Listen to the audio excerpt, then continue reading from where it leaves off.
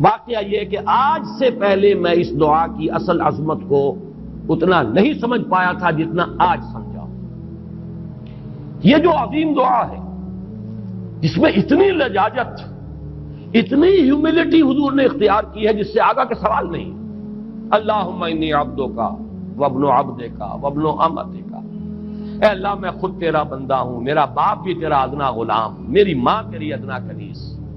فی قبضتک، میرا پورا وجود تیرے قبضہ قدرت میں ہے، تیرے ہی اختیار میں ہے. فی قبضتک ماض فی حکمک، میرے پورے وجود میں تیرا ہی حکم جاری و ساری ہے. عدل فی قضاؤک، اور جو فیصلہ بھی تو میرے بارے میں کرے، جو بھی کرے وہ عدل ہے، انصاف ہے.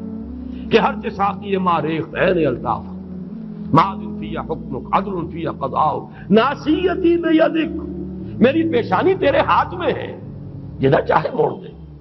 یہ جو اپنی نفی ہے، نفی اس اعتبار سے بھی اپنی انانیت کی نفی، انی عبدک وابن عبدک وابن امتک، پھر اپنے وجود کی نفی، اپنی مرضی کی نفی، اپنے اختیار کی نفی. فی قبضتک ماض فی حکمک ناصیتی بیدک عدل فی قضاؤک. پھر دیکھیے واسطہ وہ دیا ہے جس سے اونچا واسطہ ممکن نہیں. اسألوک بکل اسم ہو لک، قرآن مجید میں آیا نا، فدوہ بہا وللہ الاسماء الحسنی فدوہ بہا. اچھے نام اللہ کے ہیں، اس کو پکارا کرو ان ناموں کے حوالے سے. اب نام کہاں سے جمع کریں سارے؟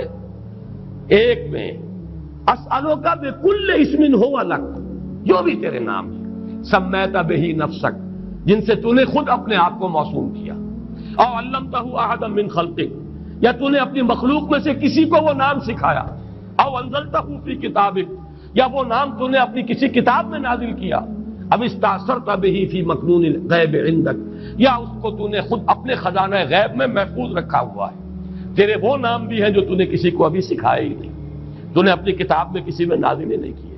وہ تو تیرے خاص خزانے کے اندر وہ ابھی در مکنون ہے، وہ ابھی تیرے پاس موجود ہے. یہ اس سے بڑا اب واسطہ کیا ہوگا؟ مانگا کیا ہے؟ ذرا غور کیجیے. ان تجعل القرآن ربیع قلبی ونور صدری وجلاء حزنی وذہاب ہمی وغمی. استدعا میں یہ کر رہا ہوں پروردگار، اس قرآن کو میرے دل کی بہار بنا دے، میرے دل کا نور بنا دے. نور صدری، ان تجعل القرآن ربیع قلبی، میرے دل کی بہار، ونور صدری، میرے سینے کا نور، وجلاء حزنی، یہ حزن جو جس سے کہ محمد دوچار ہے صلی اللہ علیہ وسلم، یہ وہ کیفیت جو ہے قبض کی، اس کو دور کرنے کا ذریعہ بنا دے اس قرآن کو. جلاء حزنی وذہاب ہمی وغمی، اور میرے ہموم، میرے تفکرات، میرے غموں کو دور کرنے کا ذریعہ بنا دے. یہ عظیم دعا آج سورۃ الضحیٰ پر غور و فکر کرتے ہوئے، ویسے تو میں تقریباً 30 برس سے اس دعا کا مبلغ ہوں، اس لیے کہ جب میں نے یہاں کام شروع کیا تھا لاہور میں، جو تقریریں کی تھی مسلمانوں پر قرآن مجید کے حقوق کے نام سے جو شائع شدہ ہیں، اس پمفلٹ کے آخر میں نے یہ دعا درج کی ہے.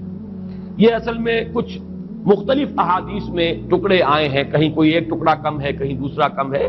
میں نے بڑی تحقیق کر کے تمام روایتوں کو جمع کر کے پھر اس کو مرتب کیا ہے، اور وہ بڑی خوبصورت میں نے اس کی سیٹنگ کی ہے، اور وہ اس کتابچے کے آخر میں ہے. اللہم انی عبدک وابن عبدک وابن امتک فی قبضتک ناصیتی بیدک ماض فی حکمک عدل فی قضاؤک، اسألک بکل اسم ہو لک سمیت بہ نفسک او علمتہ احدا من خلقک او انزلتہ فی کتابک او استاثرت بہ فی مکنون الغیب عندک ان تجعل القرآن ربیع قلبی ونور صدری وجلاء حزنی وذہاب ہمی وغمی. یہ وہ کیفیت ہے، اور وہ قرآن جو اس کیفیت میں سب سے زیادہ پر تاثیر ہے وہ یہ قرآن ہے، ان دو صورتوں پر مشتمل قرآن، سورۃ الضحیٰ، سورۃ الانشراح. والضحیٰ واللیل اذا سجا ما ودعک ربک وما قلی وللآخرۃ خیر لک من الاولی ولسوف یعطیک ربک فترضی الم یجدک یتیما فآوی ووجدک ضالا فہدی ووجدک عائلا فاغنی.